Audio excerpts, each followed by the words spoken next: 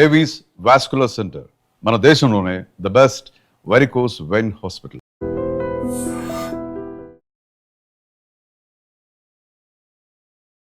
నమస్తే, welcome to I dream talking point with Kavitha. నమస్తే, welcome to I dream talking point with కవిత.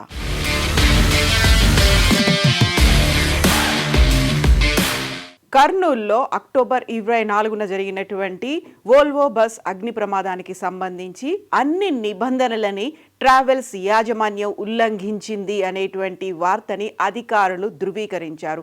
యాక్చువల్గా అది sleeper క్లాస్గా మార్చడానికి అనుమతులని తెలంగాణ, ఆంధ్రప్రదేశ్ రాష్ట్రాలు ఇవ్వకపోవడంతో ఒడిశా దాకా వెళ్ళి ఆ బస్సుకు రిజిస్ట్రేషన్ చేయించుకొని వచ్చారు అనే దాంతో పాటుగా కేవలం 43 సీటర్ల బస్గా ఉన్నదాన్ని సీటర్ బస్సుని కాస్త స్లీపర్ బస్గా మార్చుకున్నారు.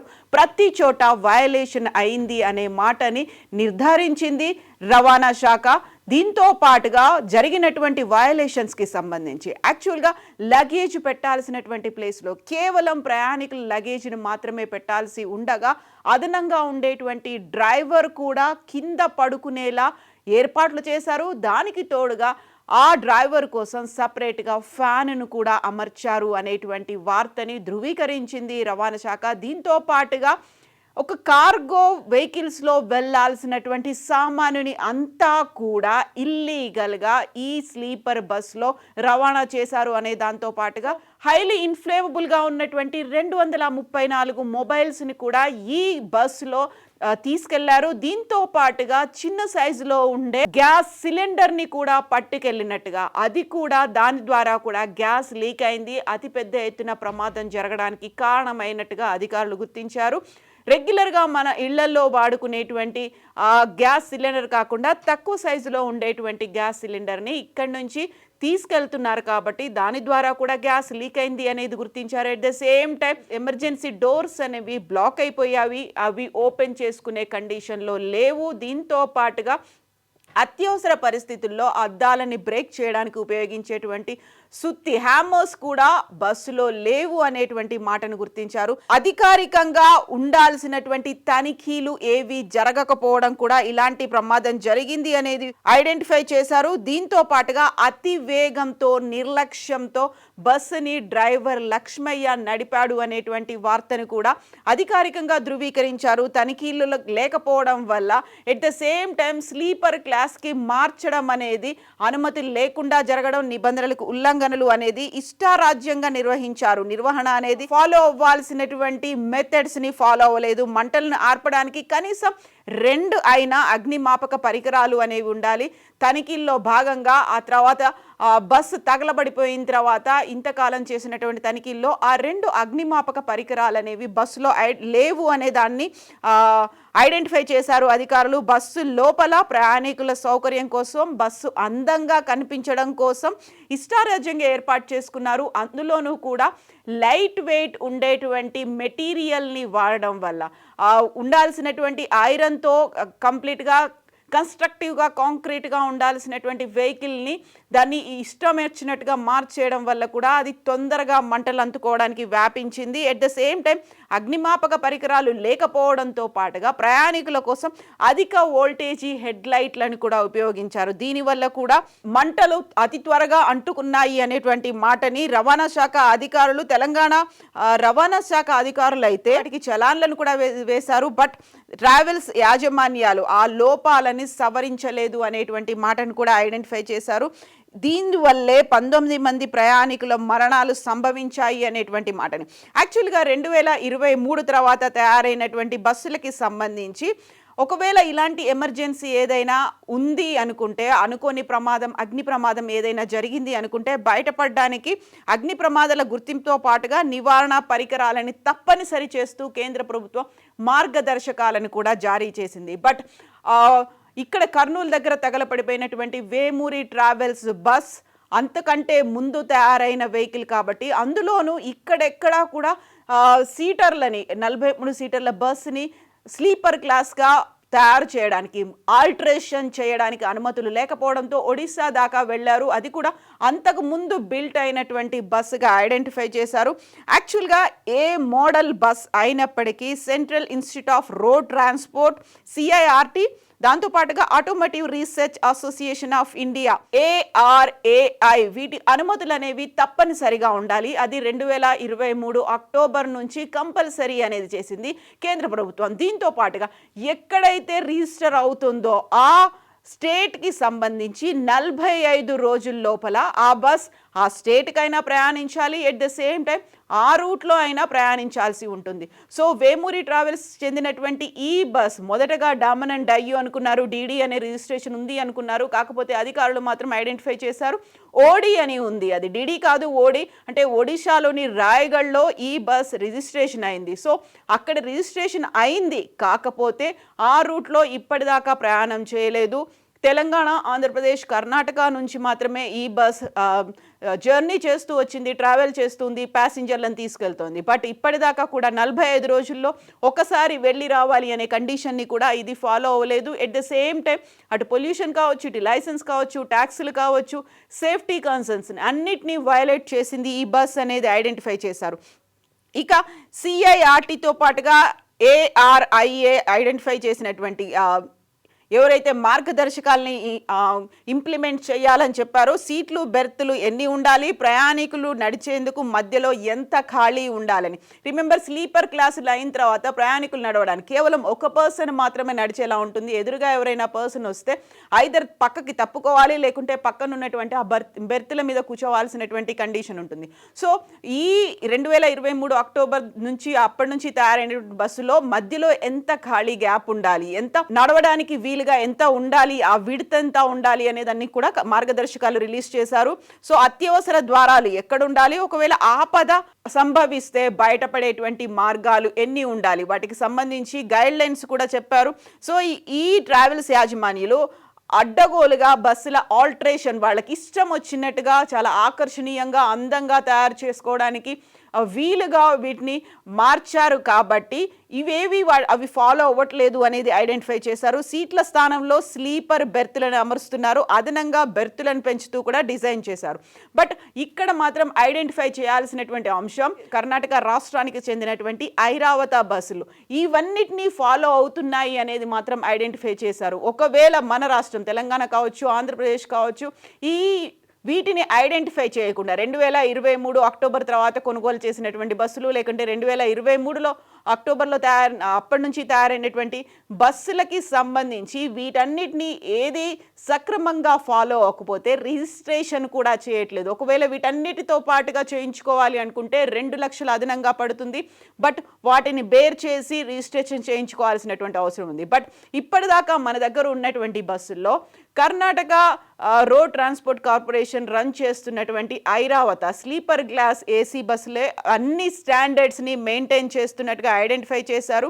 ఈ కొత్త మోడల్ AC స్లీపర్ క్లాస్ బస్సుల్లో అగ్ని ప్రమాదాలను గుర్తించి వెంటనే వాటిని నియంత్రించేటువంటి పరికరాలు కూడా ఉన్నాయి. దక్షిణాదిలో ఉన్నటువంటి ఇతర రాష్ట్రాలతో పోలిస్తే కర్ణాటక రాష్ట్ర ప్రభుత్వం రన్ చేస్తున్నటువంటి ఈ RTC బస్సుల్లోనే అన్ని జాగ్రత్తలు ఉన్నాయి. అన్ని బస్సుల్లో కూడా ఇలాంటి జాగ్రత్తలు, రక్షణ పరికరాలు ఉండేలా ప్రభుత్వం చర్యలు తీసుకున్నట్టుగా ప్రయాణికుల భద్రత అక్కడ చాలా బాగుంది అని ఐడెంటిఫై చేశారు. ఇక ఒక్కో బస్సుల్లో వీటి ఏర్పాటుకు ఇంతకుముందు నేను చెప్పినట్టుగా 2 లక్షల వరకు ఖర్చు అవుతుంది. సో ఐరావతకి సంబంధించి ఈ ప్రయాణికుల భద్రతనే ముఖ్యంగా దక్షిణాదిలో ఉన్నటువంటి అన్ని బస్సులు మోస్ట్ సేఫెస్ట్ బస్సులు, ఐదర్ ఇటు ప్రైవేట్ కావచ్చు, అటు ప్రభుత్వం కావచ్చు, RTC రన్ చేస్తున్నటువంటి బస్సుల్లో సేఫెస్ట్ బస్ అంటే కర్ణాటక ప్రభుత్వం రన్ చేస్తున్నటువంటి ఐరావత బస్సులు అనే చెప్తారు. ఒక్కొక్క దానికి ఇప్పుడు మనకి రక్షణ పరికరాలతో పాటుగా అన్ని ఏర్పాట్లకి సంబంధించి చేసుకుంటే 2 లక్షల వరకు ఖర్చు అవుతుంది. ఈ నేపథ్యంలోనే వాటికి సంబంధించి రిజిస్ట్రేషన్స్ అన్ని కఠినంగా ఉండేలా, ఖచ్చితంగా ఉండేలా చర్యలు కూడా తీసుకున్నారు. ఇక బస్సులకి సంబంధించి 3 రకాల ప్రమాద హెచ్చరికలు అనేవి ఉంటాయి.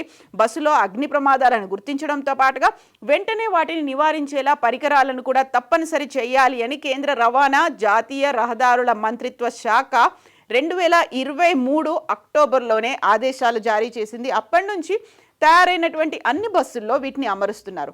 సో ఫస్ట్ అంటే 3 అంచెల్లో వీటిని తీసుకోవాల్సినటువంటి అవసరం ఉంది. 3 రకాల ప్రమాద హెచ్చరిక వ్యవస్థలు ఉంటాయి. ఒకవేళ ప్రమాదం కనుక సంభవిస్తే ఇమ్మీడియట్గా రెస్పాండ్ అయ్యేలా, ఎలాంటి ప్రాణ నష్టం జరగకుండా కాపాడేలా 3 రకాల వ్యవస్థలు ఉంటాయి. అందులో ఫస్ట్ ఇంజన్లో ఒకవేళ మంటలు అంటుకుంటే వెంటనే డ్రైవర్ క్యాబిన్లో ఉన్నటువంటి అలారం ప్రెస్ చేస్తుంది, అక్కడ అందరినీ అప్రమత్తం చేస్తుంది. ఆటోమేటిక్గా అలారం ప్రెస్ అయ్యేలా ఈ వ్యవస్థ అనేది ఉంటుంది.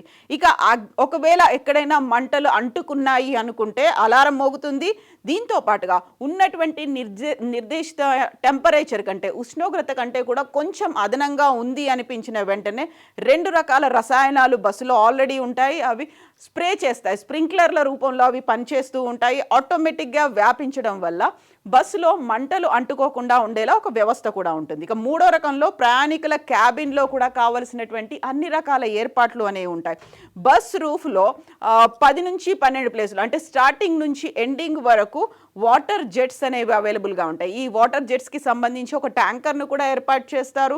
బస్సు కింది భాగంలో ఒక సిలిండర్ అనేది ఉంటుంది. ఆ సిలిండర్తో బస్సులో మంటలు కనుక చెలరేగితే వాటర్ జెట్స్ నుంచి నీరు స్ప్రింక్లర్ల ద్వారా సరఫరా అవుతుంది, దాంతో సప్లై అవుతుంది. ఇమ్మీడియట్గా బస్సులో మంటలు వ్యాప్తి చెందకుండా ప్రయాణికులు బయటపడేందుకు అవసరమైనటువంటి వసతులతో ఈ 3 రకాల ఏర్పాట్లు అనేవి అక్టోబర్ 2023 నుంచి కేంద్ర ప్రభుత్వం అయితే సూచించింది. సో నిబంధనలు అనేవి తప్పనిసరిగా ఉండాలి. అండ్ ఇవి ఫైర్ రెసిస్టెంట్గా ఉండాల్సినటువంటి అవసరం ఉంది. అగ్ని నిరోధక పరికరాలతో పాటుగా మెటీరియల్ను కూడా వాడాల్సిన అవసరం ఉంటుంది. సీట్లు, బెర్తులకు వాడే కుషన్తో పాటుగా వాటిపైన ఉండేటువంటి రెగ్జిన్ షీట్లు అగ్ని నిరోధక పదార్థాలతో తయారైనవి ఉండాలి. ఇమ్మీడియట్గా మంటలు అంటుకోకుండా ఉండేలా ఉండే మెటీరియల్ని వాడాల్సినటువంటి అవసరం ఉంది. బాడీ, రూఫ్ తదితరాలు కనిపించకుండా ప్లాస్టిక్ని వాడకుండా కూడా చూడాల్సినటువంటి అవసరం ఉంది. లైటింగ్, ఛార్జింగ్ పాయింట్ల కనెక్టివిటీకి ఇచ్చే విద్యుత్ వైరింగ్లో హీట్ రెసిస్టెన్స్ అనేది ఉండాలి. అక్కడ ఫైర్ రెసిస్టెన్స్తో పాటుగా హీట్ రెసిస్టెన్స్ అనేది ఉండాలి. కర్టెన్లతో పాటు అదనకు ఏదైతే ఒక అందంగా ఆకర్షణీయంగా కనిపించడానికి ఉపయోగించేటువంటి మెటీరియల్ ఉందో ఆ విషయంలో కూడా జాగ్రత్త పడాల్సినటువంటి అవసరం అయితే ఉంది. వీటన్నిటిని వేమూరి ట్రావెల్స్ బస్ ఫాలో అవ్వకపోవడం వల్లే అగ్ని ప్రమాదం జరిగింది. ఇక ఈ ప్రమాదం జరిగిన తర్వాత ఇల్లీగల్గానే అన్నిటినీ సీటర్ బస్సులని కాస్త అక్కడ ఉన్నటువంటి రిజిస్ట్రేషన్ అయినటువంటి దాన్ని నిబంధనలకు విరుద్ధంగా స్లీపర్ క్లాసులుగా మార్చారు. కాబట్టి వీకెండ్స్లో ఎక్కువగా ప్రయాణాలు చేసే అటువంటి అవసరాలు ఉంటాయి. కాబట్టి ప్రయాణికులు ఎక్కువగా ప్రైవేట్ బస్సుల మీద అనుకోకుండా వచ్చేటువంటి ఎమర్జెన్సీ ప్రయాణాల కోసం ప్రైవేట్ బస్సుల మీద ఆధారపడుతున్నారు. బట్ వేమూరి ట్రావెల్స్ బస్ అగ్ని ప్రమాదం జరిగిన తర్వాత చాలా వరకు ఇప్పుడంటే ఇమ్మీడియట్గా ఇన్వెస్టిగేషన్ అనేది ఉంటుంది, లేకుంటే తనిఖీలు అనేవి ఉంటాయి, చెకింగ్ పాయింట్ల దగ్గర జాగ్రత్త పడుతుంటారు. కాబట్టి చాలా వరకు వాటిని షెడ్లకే పరిమితం చేసినటువంటి పరిస్థితి కూడా కనిపిస్తోంది. సో వీకెండ్లో చాలా తక్కువగా తిరుగుతున్నాయి ట్రావెల్స్ బస్సులు. కాకపోతే ప్రతి చోట విజిలెన్స్ అనేది ఉండాల్సినటువంటి అవసరం ఉంది, తనిఖీలు చేయాల్సినటువంటి అవసరం ఉంది. వేమూరి ట్రావెల్స్ బస్సు అయితే మొత్తంగా వయలేషన్స్ జరిగాయి అనేది. సో ఒడిశా దాకా వెళ్ళినప్పుడు ఇక్కడ నుంచి కర్నూలులో ఉన్నటువంటి అధికారులు అయితే పంపించారు. మేము స్లీపర్ క్లాస్గా దీన్ని ఆల్టరేషన్ చేశాము, మార్చుకుంటున్నాము అన్నట్టుగా ఒక లెటర్ ఏమైనా రాసారా, మీకు దానికి సంబంధించి ఏదైనా అందిందా అనేటువంటి ఎంక్వైరీ కూడా ఇప్పుడు ఒడిశా దాకా వెళ్ళి కూడా చేస్తున్నారు అధికారులు. ఓవరాల్గా అయితే ఇక్కడ నిబంధనలకు విరుద్ధంగా బస్సులు తిరుగుతున్నాయి. ఆల్మోస్ట్ 2000 బస్సులు ఇలా స్లీపర్ క్లాసులుగా టర్న్అవుట్ అయినట్టుగా ఐడెంటిఫై చేశారు. బట్ వాటన్నిటికీ ప్రమాణాలు పాటిస్తున్నారా, ప్రమాదాలు జరగకుండా తీసుకునేటువంటి నివారణ చర్యలు ఏమున్నాయి? అక్టోబర్ 24న ప్రమాదం సంభవించింది, ఆల్మోస్ట్ వారం రోజులు గడిచిపోయాయి. ఇప్పటికీ కూడా ప్రైవేట్ ట్రావెల్స్ తిరుగుతున్నాయి. బట్ ప్రయాణికులు ఎక్కే ముందు దానికి సంబంధించి జాగ్రత్తలు తీసుకోవాల్సినటువంటి అవసరం అయితే ఉంది, జాగ్రత్త పడాల్సినటువంటి అవసరం ఉంది. ఒక సమిష్టిగా సంఘటితంగా అందరూ ఇలాంటి ప్రమాదాలు జరగకుండా చూడాల్సినటువంటి బాధ్యత అయితే ఉంది. యాక్చువల్గా వయలేషన్స్ అనేవి ఎందుకు జరుగుతున్నాయి? కేవలం ఒక డబ్బు కోసం మాత్రమే చూస్తున్నారా? ప్రయాణికుల భద్రతని గాలికి ఎందుకు వదిలేశారు? వెనకాల కొరడా పట్టుకొని నిలవాల్సింది ఎవరు? ఎందుకని నిర్లక్ష్యం కనిపిస్తోంది? కామెంట్స్ రూపంలో తెలియచేయండి. నిజంగా ప్రస్తుతం ఉన్నటువంటి సమాజం దేనికి ప్రయారిటీ ఇస్తుంది? ఆర్థిక సంబంధాల చుట్టూ మాత్రమే తిరుగుతుంది. మళ్ళీ ఎన్నికలంగానే చాలా విరక్తి కలుగుతున్నాం. మంచి అనిపిస్తుంది కదా, లేడీస్ కూడా ఛాలెంజింగ్ జాబ్స్ చేసినప్పుడు చాలా బాగుంటది. ట్రాఫిక్ అసిస్టెంట్స్ గా నియమించిన ట్రాన్స్జెండర్స్ అందరితో సాల్యూట్ చేయించుకుంటున్నారు. ఫుడ్ డెలివరీ ఇవ్వటానికి వెళ్ళినటువంటి డెలివరీ బాయ్ అనిల్ పై కళ్ళ ముందు